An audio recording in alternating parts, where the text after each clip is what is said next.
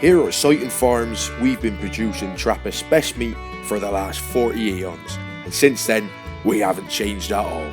We're still using local, natural ingredients to give you and your family that great Sighton taste that we all know and love.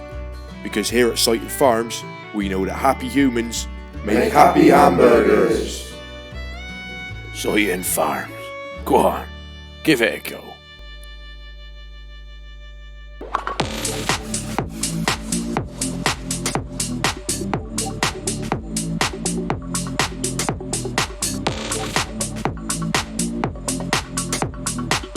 Hello and welcome to Good Morning Trappist, where we bring you the latest news and gossip from all over the seven worlds.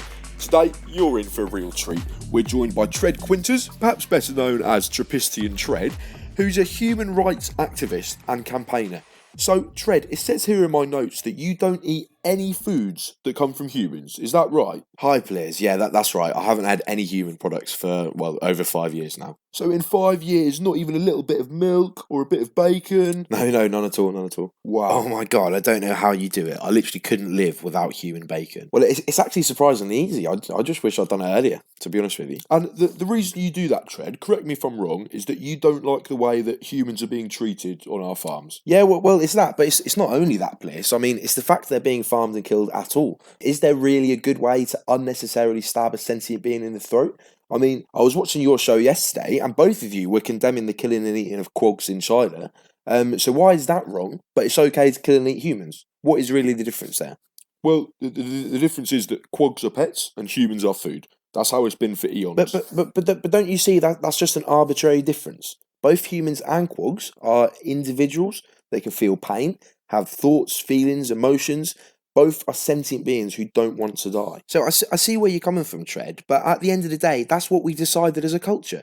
Quags are pets, humans are food. That's how it is. Well, if something being cultural makes it justified, then surely the archaic laws against cryosexuals on the outer planets are justified. Surely when we still had slavery as part of our culture, that was justified. Cultures can be, have been, and are very wrong on lots of different topics. Let's not get sidetracked here. The simple facts are that we muons, as a species, have evolved these teeth in order to eat humans.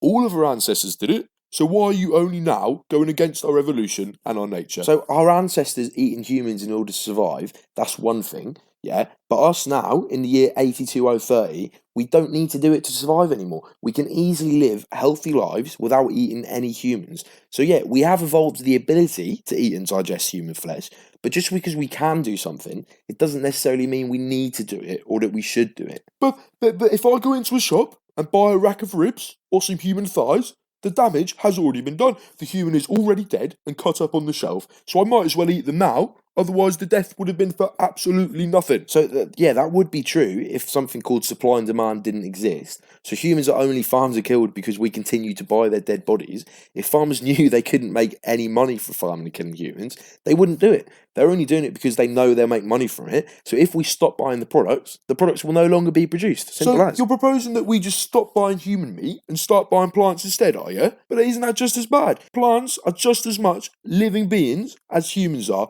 So how can you say we're wrong for killing living beings when you yourself kill living beings? It's ridiculous. Well, yeah, plants are alive, but they're not sentient, are they? They don't have brains or central nervous systems. They can't think or feel anything. So if I go and kick a Barbato plant, it doesn't experience that. But if I kick a human or a quag or even a muon for that matter, we do experience that. We do experience a negative emotion. But there's the issue. You've just compared muons to humans. You can't do that. They're not the same as us. They're stupid. They don't even understand quantum mechanics. Well, nor can babies or mentally disabled muons. But we wouldn't say it's okay to harm or kill them just because of that, just because they don't understand quantum mechanics. We don't base the moral worth of muons on intelligence. So why should we do it with humans? Okay, so what about Nuskies in the wild then? What about them? Well, Nuskies kill and eat other sentient beings in the wild, so why aren't you going after them? Why is it only us muons that have to follow your hippie agenda? Okay, well, can a Nusky survive without killing and eating other sentient beings? No, because muons can. Can a Nusky have this conversation that we're having now? Can they think about morality or empathise with other species? No, because muons can. So if you want to use Nuskies as a guideline for how us muons should live, then be my guest. But you'd have to agree with rape, with infanticide, with sleeping in your own feces. Listen, Tread, we respect your opinion and your choice to not eat humans. I actually don't eat that much human myself, so I am actually on your side here. I just think you should respect the choice of others. Each muon can make their own personal choice as to whether or not they want to eat humans. Well, yeah, of course it's your choice, just as it's your choice to punch a baby or steal money from your nan. But the point is that those choices have victims. And when choices have victims, they need some bloody good justifications. And I'm yet to find one for forcing sentient beings into gas chambers just so we can eat their flesh. So yes, it is your choice. But if you choose to unnecessarily cause harm to other sentient beings, it's not a choice I respect, and quite frankly, I wish you would make a different choice. Okay, thank you for your time, Tread.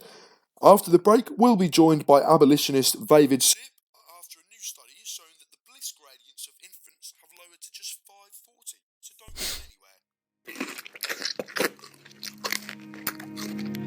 anywhere. Bilal.